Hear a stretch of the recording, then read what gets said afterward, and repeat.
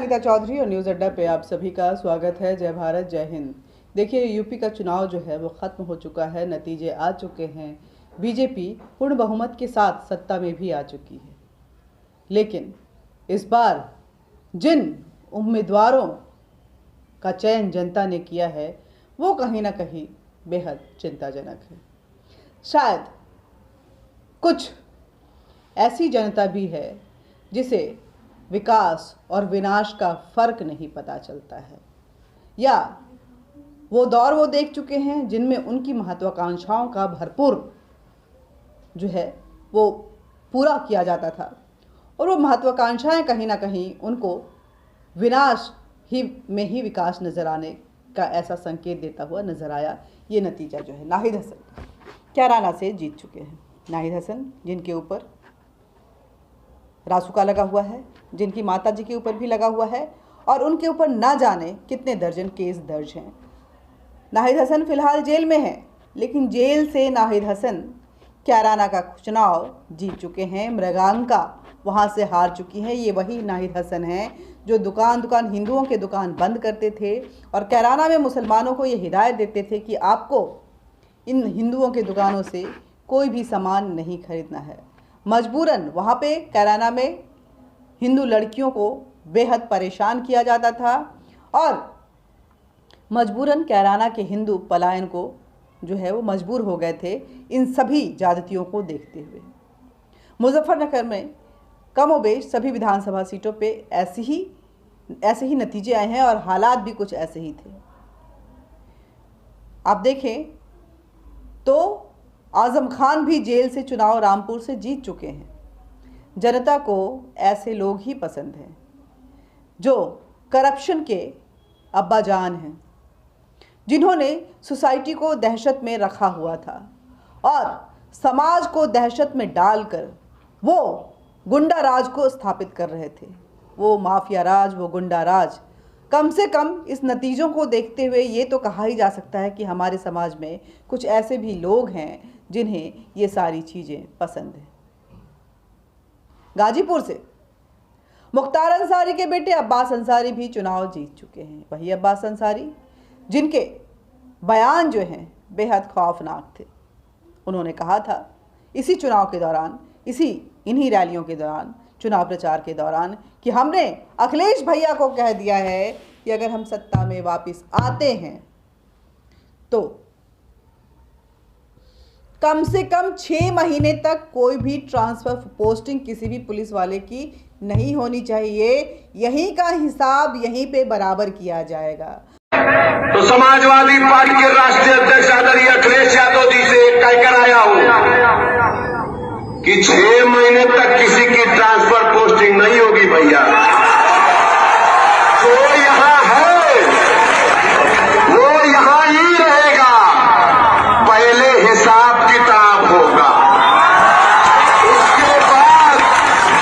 उसके बाद उनके जाने के सर्टिफिकेट पर मुहर लगाया जाएगा। मतलब उस पुलिस वाले को कितनी दहशत में और उसके साथ क्या क्या ज्यादतियां करने वाले थे, ये सोचने वाली बात है। वैसे इसी समाजवादी पार्टी की सरकार में सरेआम सड़कों पर पुलिस वालों को जलाया भी गया है, उनको गोलियां भी मारी गई हैं, और उनके घर में दहशत का माहौल भी क्रिएट किया गया है।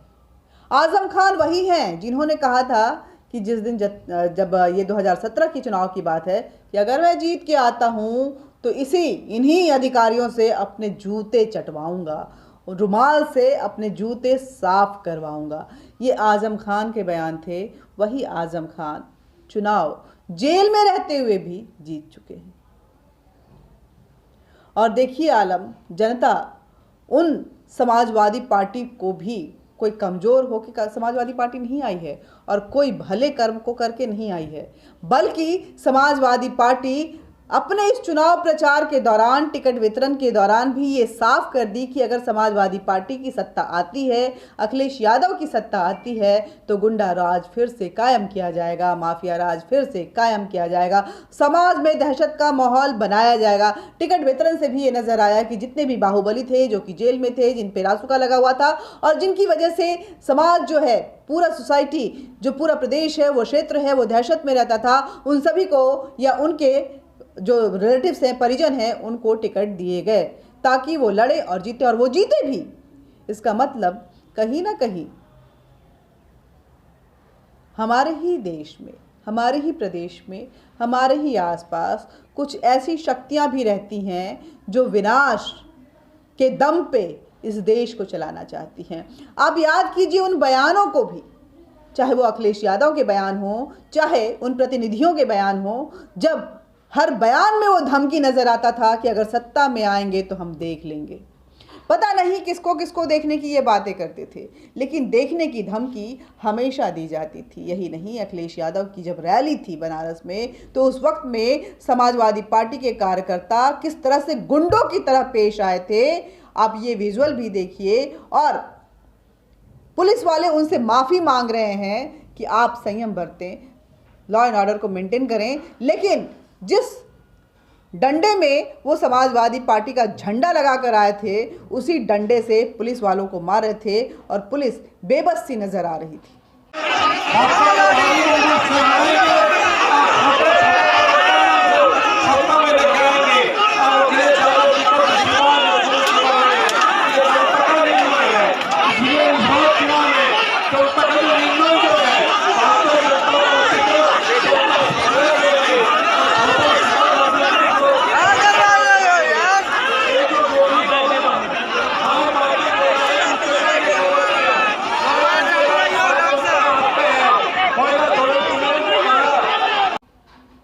ये वही समाजवादी पार्टी को 124 सीटें जनता ने दी हैं, और जो नाम जीत कर आए हैं उसको मेन स्ट्रीम मीडिया उन बयानों के साथ नहीं दिखा रही है।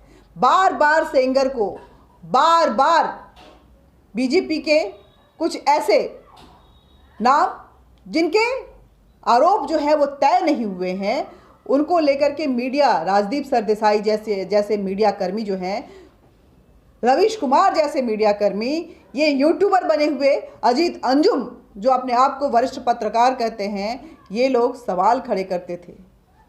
सेंगर जेल में हैं, अजय मिश्र टेनी, उनका बेटा बेगुनाह है, बल्कि उसकी गाड़ी में सवार उसके ड्राइवर सहित 3 लोगों को भीड़ ने मार दिया, लेकिन वो जेल में है।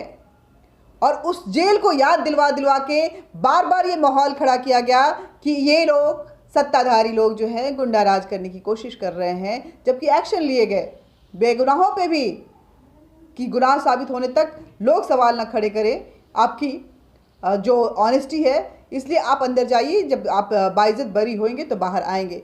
ऐसे कदम उठाए गए, लेकिन इस मेन स्ट्रीम मीडिया में, चाहे वो राजदीप सरदेसाई हों, चाहे वो रवीश कुमार हों, या ऐसे कई नाम मैं गिनाऊं, ये लोग, इनके दिलों को चैन नहीं मिला।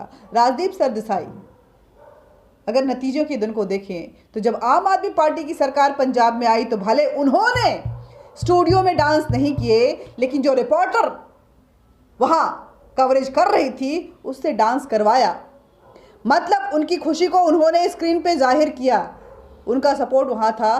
तब वो चाटुकार या भक्त नहीं कहलाते हैं, लेकिन अगर सही कामों के आधार पर, विकास के आधार पे, सड़कों के आधार पे, सुरक्षा के आधार पे अगर आप कभी भी गलती से ये बोलते हैं कि आप बीजेपी को उनके इन सभी कामों को देखते हुए और उसकी सराहना करते हैं, तो आप भक्त हो जाते हैं, आप गोदी मीडिया हो जाते हैं, आप बिके हुए हो जाते हैं। और शायद वो राजदीप सरदेसाई बिका हुआ नहीं था, जिसने अपनी रिपोर्टर को आम आदमी पार्टी के जश्न के माहौल में उनके कार्यकर्ताओं के साथ डांस करने को कहा ऑन स्क्रीन लाइव।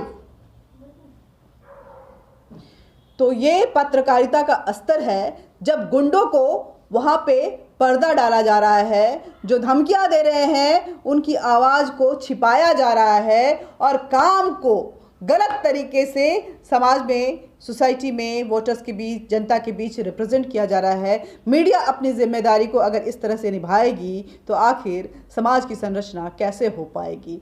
बेहद गंभीर सवाल है। आपको उन विजुअल्स के साथ छोड़े जा रहे हैं।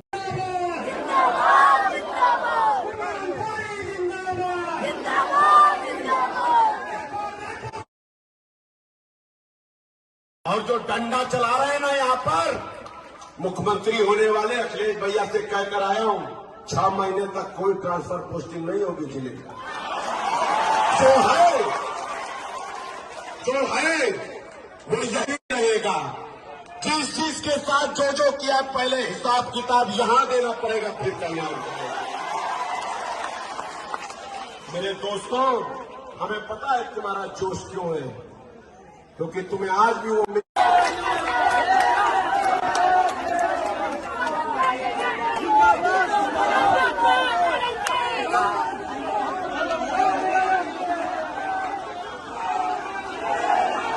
अब्बास के पहले भी हमने अब्बास अंसारी के बाइट्स को दिखाया, आपने सुना।